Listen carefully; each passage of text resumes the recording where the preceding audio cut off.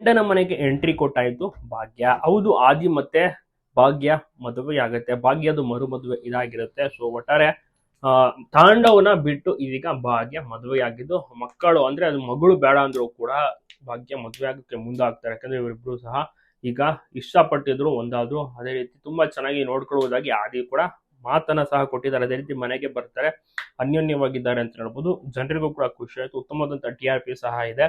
ಆರಂಭದಲ್ಲಿ ತಾಂಡವ್ ಮತ್ತೆ ಭಾಗ್ಯ ಮದುವೆ ಆಗಿರ್ತಾರೆ, ಅದೆಲ್ಲವೂ ಕೂಡ ಎಪಿಸೋಡ್ ನೋಡಿರ್ತೀರಾ. ಅದಾದ ಬಳಿಕ ಲಕ್ಷ್ಮೀ ವರಮ ಅಂತೂ ಧಾರಾವಾಹಿ ಕೂಡ ಅದರಲ್ಲಿ ಕನ್ವರ್ಟ್ ಆಗುತ್ತೆ. ಅದ್ರಲ್ಲಿ ತಂಗಿ ಮದುವೆ ಆಗುತ್ತೆ. ಅದಾದ ಬಳಿಕ ಲಕ್ಷ್ಮೀ ವರಮ ಮುಗಿಯುತ್ತೆ. ಭಾಗ್ಯಲಕ್ಷ್ಮಿನ ಸಹ ಅದೇ ರೀತಿ ಮುಂದುವರಿತಾ ಹೋಗ್ತಾ ಇದೆ. ಈಗ ಮೇಜರ್ ಟ್ವಿಸ್ಟ್ ಅಂದ್ರೆ ಆದಿ ಮತ್ತೆ ಭಾಗ್ಯ ಮದುವೆ ಆಗಿರುವಂತದ್ದು. ನೆಕ್ಸ್ಟ್ ಏನಾದ್ರು ಮಹಾ ತಿರುವು ಬರುತ್ತಾ, ಬೇರೆ ಯಾವ ಟ್ವಿಸ್ಟ್ ಗಳು ಬರುತ್ತೆ, ಸೊ ಇಬ್ರು ಕೂಡ ಅನ್ಯೋನ್ಯವಾಗಿದ್ದಾರಲ್ಲ, ಬೇರೆ ಯಾವ್ದಾದ್ರು ಮಹಾ ತಿರುವು ಮತ್ತೆ ಅಡೆತಡೆ ಏನಾದ್ರು ಇದ್ರೆ ಗೊತ್ತಾಗುತ್ತೆ.